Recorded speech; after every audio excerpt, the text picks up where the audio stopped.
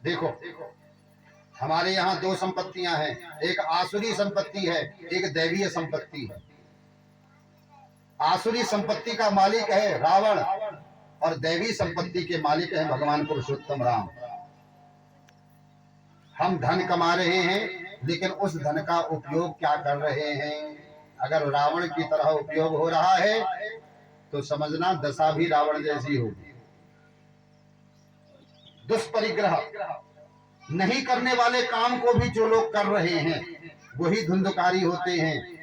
और सबसे बड़ी बात देखी है, सब हस्ते न भोजनम, सब कहते हैं मुर्दे को, मुर्दे के हाथ का भी खाने वाला।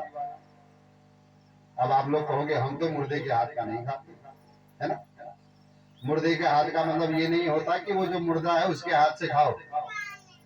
जो लोग बिना दान करे भोजन करते हैं, जो लोग बिना पंच बलि ग्रास निकाले भोजन करते हैं, उस हाथ से सब हस्ते न भोजन, यानी कि भोजन करने से पहले पंच बलि ग्रास निकालना आवश्यक है।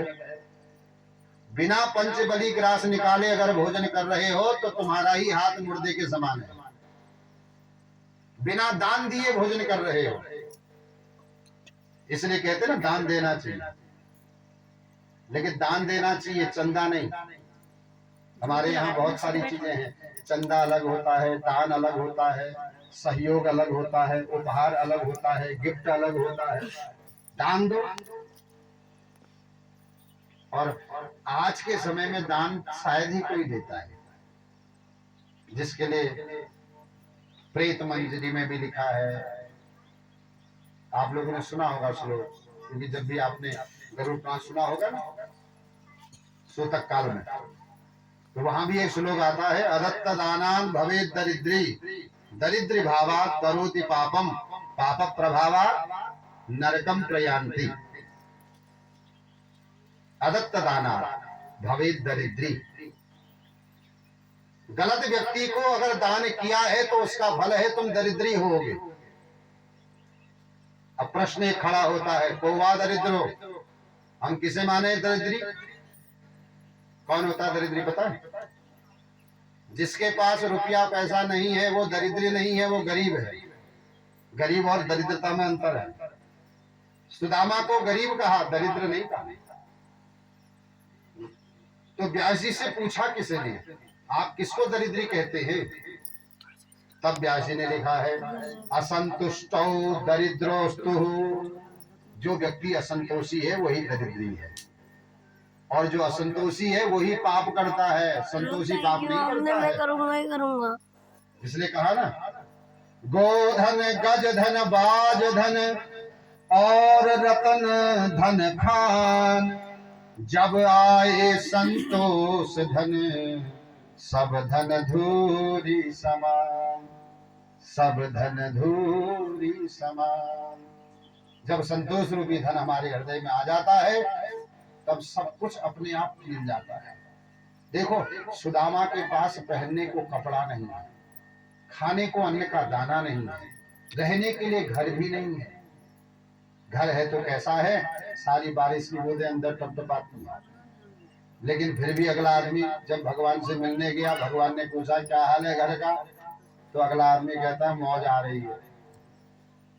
उसे संतोष था ही नहीं। वो तो जब आंख बंद करके भगवान ने सुशीला का संदेश सुना तब पता लगा भगवान को सुदामा की ऐसी हालत है, वो तो दिख रहा है इसके कपड़ों से, लेकिन फिर भी देखो अगला बंदा कहता है मौज हो रही है, आनंद आ रहा है, सब बढ़िया है, ठीक है तेरी कृपा से। ये क्यों है? क्योंकि सुदामा के अंदर संतोष भरा है। और हम लोगों के पास भगवान का दिया हुआ इतना कुछ है, लेकिन फिर हम फरम डाड़ब है बीजू के बतुबा बाबला कमोड़ा चलना कमोड़े बालना कमोड़ा फिर पूरा नहीं बोलना फिर भी डालना है। अच्छा, कभी पड़ेगा भी नहीं पूरा। क्यों? क्योंकि रोने की आदत जो बना रखी है। एक बात बताएं, भगवान ने आपको रहने के लिए बढ़िया छत दे रखी है, पहनने के लिए बढ़िया कपड़े दे रखे हैं, खाने के लिए बढ़िया माल दे रहा है, तो यही कहो मौज आ रही है, सबसे बढ़िया हमारा ही है। जो लोग रोते हैं वो जिंदगी भर रोते ही रहते हैं। इसलिए परमात्मा ने अगर दिया है उसे धन्यवाद देना चाहिए।